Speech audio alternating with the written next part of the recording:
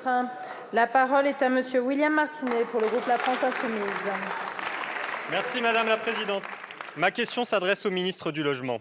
Monsieur le ministre, gouverner, c'est d'abord loger son peuple. Cette citation de l'abbé Pierre a plus d'un demi-siècle et pourtant elle résonne avec force aujourd'hui. Elle rappelle votre échec. Les locataires sont assommés par les hausses de loyers que vous avez décidées. 3,5% l'année dernière, 3,5% cette année. Depuis que le président Macron a été réélu, il faut payer l'équivalent d'un 13e mois de loyer. C'est une honte. Les augmentations de charges sont astronomiques, jusqu'à 200 ou 300%. Votre bouclier tarifaire ne protège pas les gens, il protège les super-profits des multinationales de l'énergie. C'est une honte.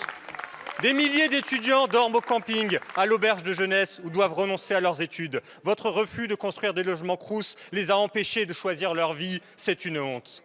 Les habitants du littoral voient leur logement confisqués par Airbnb et les résidences secondaires. Les enfants du pays restent à la rue pendant que les multipropriétaires dictent leurs lois. C'est une honte.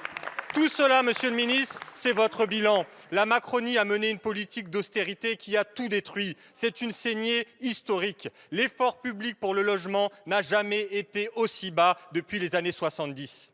En 2017, vous nous promettiez un choc de l'offre. Mais Monsieur le Ministre, le seul choc qui a eu lieu, c'est le choc de la misère. En cette rentrée, 2800 enfants dorment à la rue, 2 fois plus que l'année dernière. Mais vous ne comptez rien faire, pas même ouvrir les 10 000 places d'hébergement d'urgence demandées par les associations. Pour sortir de la crise du logement, il faut d'abord sortir de la logique libérale, sortir de la financiarisation. Il y a une solution, Monsieur le Ministre, le retour de l'État.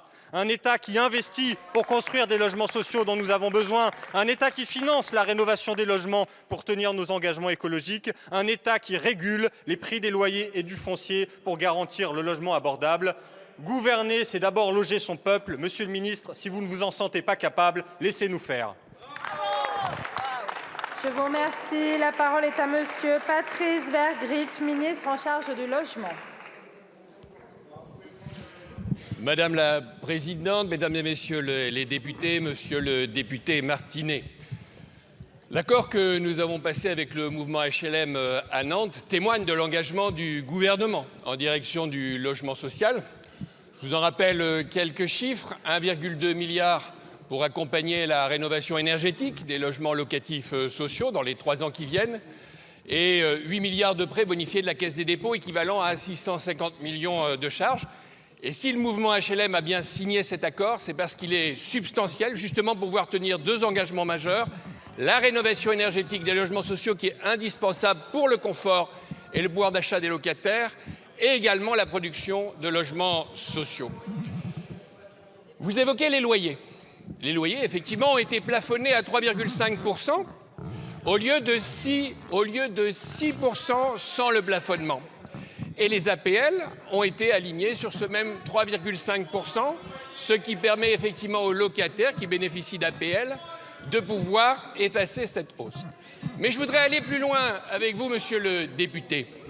Aujourd'hui, c'est intéressant de mesurer les taux d'effort de nos concitoyens dans le logement social comparativement au logement privé. Le premier décile, en particulier de nos concitoyens, c'est-à-dire les plus pauvres, dans le logement locatif social, le taux d'effort est de 29%, il est de 52% pour le même décile dans le parc privé. Et oui, c'est pour ça, Monsieur le député, qu'il est absolument indispensable de garder le logement locatif social, de le protéger comme nous le faisons, mais aussi de mettre l'accent pour accompagner les logements locatifs dans le parc privé également. M'interroger également sur l'hébergement d'urgence. Aucun gouvernement n'a fait comme celui-ci. Le plan logement d'abord reconnu par toutes les associations. Un passage de 93 000 places à 203 000 places d'hébergement d'urgence. Jamais aucun gouvernement n'a fait cet engagement. Merci.